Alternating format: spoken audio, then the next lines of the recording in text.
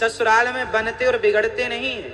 बेटी के संस्कार उसके घर में उसके माँ बाप के पास ही उसके संस्कार बनते हैं या बिगड़ते हैं। बेटियां ससुराल में बिगड़ती नहीं है, बेटियां मायके में ही या बन जाती हैं या बिगड़ जाती हैं। बिगड़ी बेटी ससुराल जाएगी तो ससुराल भी बिगाड़ेगी, और बनी बेटी यदि ससुराल जाएगी तो ससुराल को भी बनाएगी। इसलिए आपकी बेटियों को आप थोड़ा जिम्मेदारी दीजिए, बेटों को संस्कार दीजिए, पर बेटों से ज्यादा संस्कार बेटियों को दीजिए, क्योंकि बेटों के कंधों पर एक कुल की जिम्मेदारी है, बेटियों के कुल में दोनों कुलों की जिम्मेदारी है। बेटी के कंधे पर दो दो जिम्मेदारी होती है।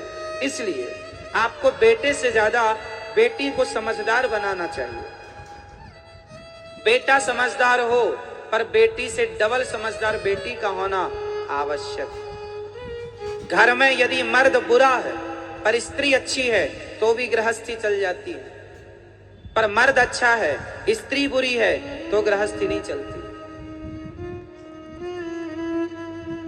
मर्द बुरा है, पुरुष किसी का बुरा है तो बुरे पुरुष के संग गृहस्थी स्त्री निभा लेती है, लेकिन स्त्री बुरी हो तो उस बुरी स्त्री के साथ बहुत कम केस में वो गृहस्थी चलती है। इसलिए पुरुष से ज्यादा समझदार स्त्री का होना जरूरी है। इसलिए बेटे का जन्म भाग्य से होता है और बेटी का जन्म सौभाग्य से होता है। कहते हैं हर बेटी के भाग्य में बाप होता है, हर बेटी के भाग्य में बाप होता है, पर हर बाप के भाग्य में बेटी नहीं होती। हर बेटी के भाग्य में बाप होता है, भले जन्म देते मर जाए पर बाप तो होगा ना कि मेरा बाप कोई था। हर बेटी के भाग्य में बाप होता है, पर हर बाप के भाग्य में बेटी नहीं होती। बेटी किस्मत वालों को मिलती है। इसलिए बेटा एक भाग्य से होता है और बेटी सौभाग्य। सौभाग्य मीन्स 100, भाग्य जब प्लस हो जाते हैं तब बेटी का जन्म होता है। इसलिए बेटे से ज्यादा बेटी का श्रेष्ठ स्थान है। इसलिए हमारे यहाँ बेटे का नाम बाद में है, बेटी का नाम पहले।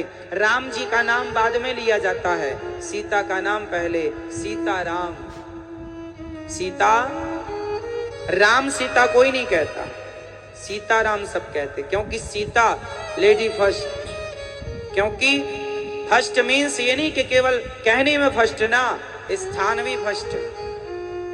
हमारे सनातन धर्म में जितना सम्मान एक स्त्री का है उतना सम्मान किसी का नहीं। हमारे सनातन धर्म में सबसे अधिक सम्मान नारी का। हमारे यहाँ नारी को देवी कहा जाता। हमारे भारत में केवल हिंदू, पूरी दुनिया में केवल हिंदू ऐसा है जो कन्याओं को बुलाकर उसके पांव में महावर लगाकर उसे देवी मानकर उसको भोग लगाकर उसको चरण वंदन करता है। हमारे घर देवी आई है, हमारे घर लक्ष्मी आई है। दुनिया में और कोई धर्म ऐसा नहीं है जो नारी का इतना आदर करता हो कि कन्याओं के पांव धोकर पीता हो।